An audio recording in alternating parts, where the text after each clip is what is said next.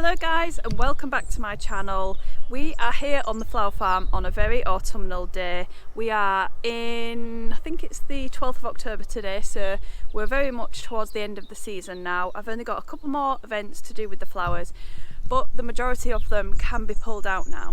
So as you can see behind me, things are looking a little bit thin in this field, and I discussed with you in a previous video which was my flower farm tour, that I am thinking of putting a cover crop in. Well, at the time I couldn't make my mind up whether I was going to put the cover crop in, but I've decided that I am going to really kick myself if I don't put the cover crop in and get that experience under my belt of how that goes for me, so that I can do it again properly next year.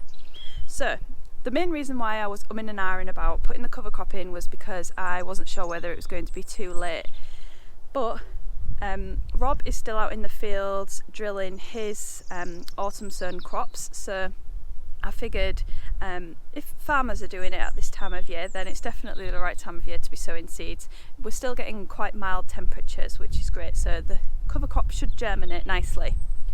So what I'm going to do is have a look in this field to see whether there are any full beds that I can cut down, and I might have to mulch them slightly before I sow the cover crop, just so that I have a nice seed bed for germination, and then sow the seeds, and then hopefully we'll have a couple of full beds of cover crop this year. So I think I've spotted 2 beds already, but I need to clear them out first. And one of the things that I've decided to do this year, and it was actually after somebody left a comment on one of my videos, it was my plan is that I'm not going to pull up the plants, pull the roots out of the ground. I'm just going to cut them down as low as I can to the ground, and I'm going to leave the roots in the soil, and hopefully that will leave all of the nice fungal communities intact in the soil, and we can just continue to build on them, and the roots will provide organic matter within the soil as well. So fingers crossed that works. It definitely makes it easier on the back because I'm not going to have to be riving the plants out of the ground. What I think I'm going to do is I'm going to cut down this auroch, and I'm going to try and dry some. Well, it's already dry pretty much, but I'm going to store it away, and then I'm going to, I think there's the full bed of sunflowers is available for cutting down and sowing over the top of. So what my plan is we're going to cut everything down to the ground and see how the soil looks when we pull up the weed membrane, and hopefully we can either rake it and sow on top of it, or sprinkle a little bit of compost to sow the seeds into. So I purchased my seeds from the Cotswold Seed Company, and I called them up and asked for a bit of advice, and they've got a really informative website, and they were really helpful on the phone as well. So I think that the seeds that I chose was green manure, which was the rye and vetch mix. So that should add some goodness to the soil, and if you want to check out the specifications of each mix of green manures and cover crops, then you can go on their website, and they've got all the information that you need on there. So let's get to it. We've got lots of clearing out to do. It's going to be a busy day, I think, so let's get going.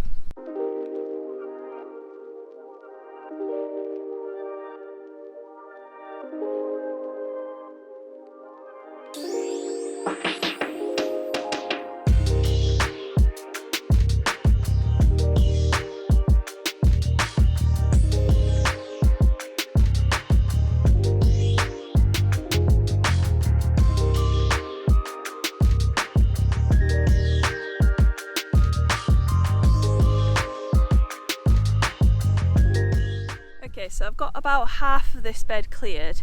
It has been a little bit laborious just going to each plant one by one and cutting it down at the root. I think I would have been better off with some loppers or something like that rather than the small set of secateurs that I've got. But what I'm going to do now is I'm going to have a go with the scythe mower and just see whether that will cut things down to the ground, and then I can pull the weed membrane up, because we want to be working smarter, not harder. So let's just see if that works, and that will make my life a little bit easier, and then I can get that weed membrane pulled up and see how the soil is underneath, to see whether we can sow the cover crop straight onto it.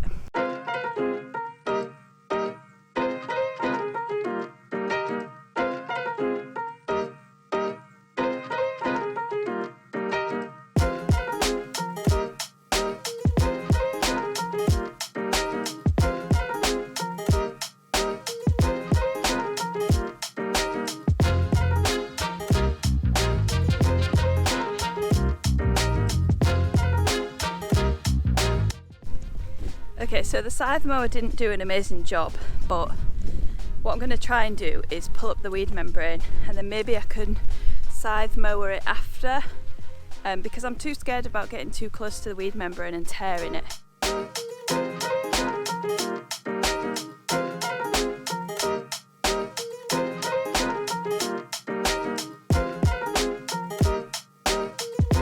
So I've got the weed membrane up.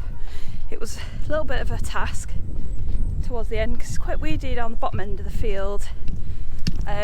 So I'm wondering what to do, whether to mulch it before I cover crop it with compost, because I just don't want to be going in there with my fork and forking every single weed out, because that defeats the object of no dig. But I just don't know how it applies to cover crops. So we are all learning together about this process. So Rob's just dropped off this compost behind me. I remembered to put it on a sheet this time so that we're not scraping the ground when we are digging up the compost. And I've given this part of the bed a rake, and I think that is actually going to be fine to just sow the cover crop onto. However, this side of the field is quite weedy, and I did go back over it with the scythe mower closer to the soil level, but it's not looking that good. So what I'm going to do is put some of the compost on top. Like I said, I am worried about the compost because it is quite hot and fresh, so I don't know how it's going to be, but at least I'm not planting my crops into it. It's just going to be a cover crop, so we'll just have to see how the cover crop reacts to it like that, and hopefully it will be okay. And then the rest of the stuff, I am going to be spreading it on the beds, but I won't be planting into them until spring. So I'm hoping that the compost is going to mellow down before then, and it's not going to be too potent for the flower beds. I did listen to a podcast a while ago that was the No-Till Flowers podcast. I definitely recommend that if you've not listened to it already. And I think it was a one-off episode about compost. And they were asking questions about what you should do when you first get your compost delivery, and one of the pieces of advice on that podcast was to buy your compost a year in advance and just let it sit and mellow down.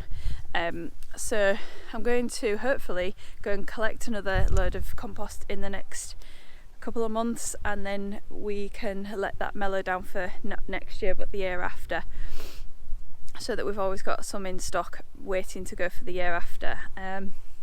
So yeah, I'm going to start scooping this out and putting it over on that side of the bed, and then we'll sow the cover crop. But before we get into that, I just want to take a moment to thank Skillshare for sponsoring this week's video. Skillshare is an online learning community with thousands of online classes and workshops which are perfect for getting your teeth stuck into, whether it be art, filmmaking, yoga or gardening. If it's a new hobby you're looking for, or you just want to improve existing skills, then Skillshare is a great place to start. Their platform is also ad-free, meaning that you can stay focused on what you're learning without any distractions. This week, I took part in a class by Ali Bartlett, which was about how to save time editing on Adobe Premiere Pro, which is the program that I use to edit my YouTube videos. I learned a lot of new tricks which I didn't know about before, which is going to help me massively with my video editing in the future.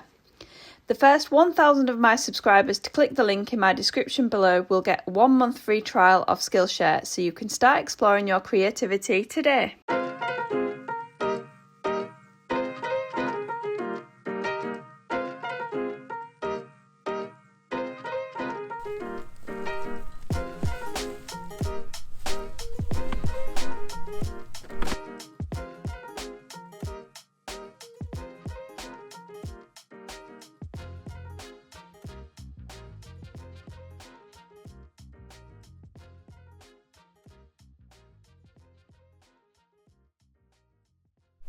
Okay, so this is going to be a good experiment actually, because I've got half the bed is just mulched with the new compost, which I've expressed my concerns about because it's hot and it smells strongly, and the other half of the bed is relatively weed free, and I've just kind of raked it just raked it around to try and get some kind of tilth, but underneath the rakings is very compacted and solid, so we'll see. Hopefully the green manure will be able to get its roots down into that, so we'll have to see. I think maybe if it doesn't rain much I might have to water it in a little bit. But what I'm going to go and do now is grab the bag of the cover crop and weigh it out and see how much I need for this 30-metre long bed.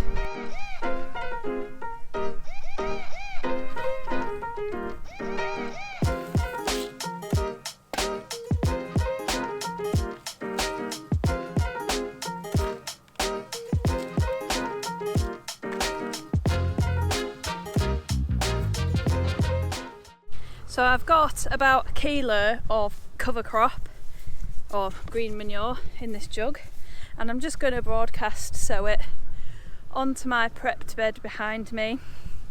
And it has been drizzling a little bit today, so I'm not going to water it in just yet. I don't think. I think I might just see what the weather's like, and then if I feel like it does need some help with a bit of irrigation, then I'll switch it on and give it a little bit of a water. I'm really looking forward to seeing how it goes, so let's get the cover crop sown. By the way, I've dropped a couple of links into the description below which will explain to you why I'm using this cover crop, because I realised that I haven't mentioned this so far. So if you check out the description, you will find out why cover crops are a good idea and why it will benefit the soil health in the long run.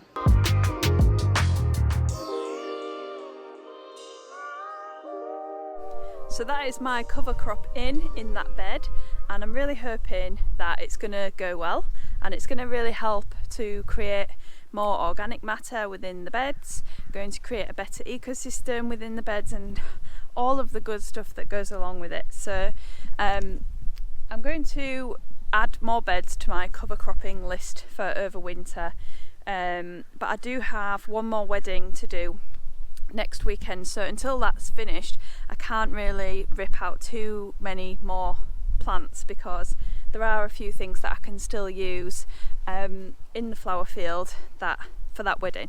So once that's finished we'll start literally ripping everything out and starting from scratch, ready for next year, and hopefully the cover cropping is really going to help. So I just wanted to do a little update for you guys, because it is now the 26th of October and I'm going to be publishing this video this week, and the cover crop has germinated. So I'm going to show you, I think it's mainly the rye that's germinated and the vetch is taking a little bit longer, but that's a good start. So I think that we should have success with this cover crop this year. Thanks so much for watching guys, and I will see you again next time.